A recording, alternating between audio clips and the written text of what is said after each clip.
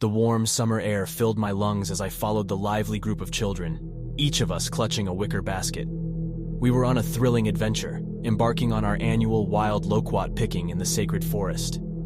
It was said that the loquats growing in this ancient woodland possessed an otherworldly sweetness, a gift from the spirits themselves.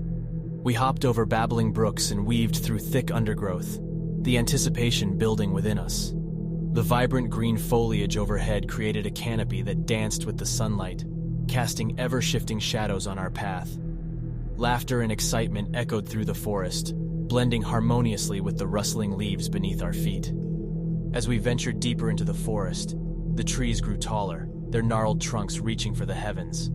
A hushed reverence settled over us, and an unspoken agreement passed among the group. Once we entered this sacred realm, silence was to be observed. It was a sign of respect for the spirits who watched over this mystical place. I plucked a ripe loquat from a low-hanging branch, its orange skin glistening like a tiny sun. Curiosity got the better of me, and I couldn't resist taking a bite. To my dismay, the fruit tasted sour and rotten. I quickly spat it out, a grimace forming on my face. The others glanced at me in surprise, their eyes filled with concern. But I had broken the unspoken rule, for in the presence of the spirits, one must not speak of a bad loquat. The atmosphere shifted, and a whisper seemed to ripple through the trees. Suddenly, the once familiar forest became an enigmatic maze, the path we had taken vanishing before my eyes. Panic clawed at my throat as I realized I was separated from the group. The forest had claimed me as its own. Frantically, I stumbled through the dense underbrush, calling out for my friends. But my voice was swallowed by the eerie silence that enveloped the forest. The spirits were displeased, and they reveled in their newfound power over me. Their presence grew stronger, their whispers growing louder in my ears, taunting me. Hours turned into days, and days into weeks as I wandered aimlessly through the labyrinthine forest.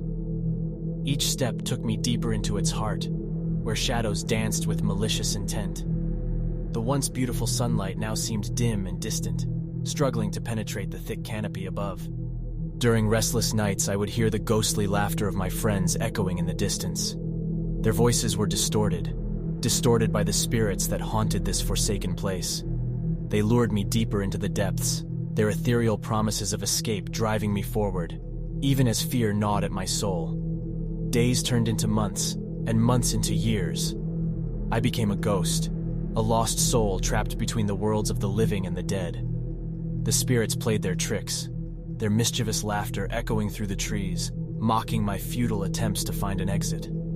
I grew gaunt and weak, my body a mere shell of what it once was. In the end, I accepted my fate. I became one with the forest, my presence forever intertwined with its ancient secrets. The spirits, satisfied with their cruel game, allowed me to fade away, my existence melding into the very fabric of the sacred woodland.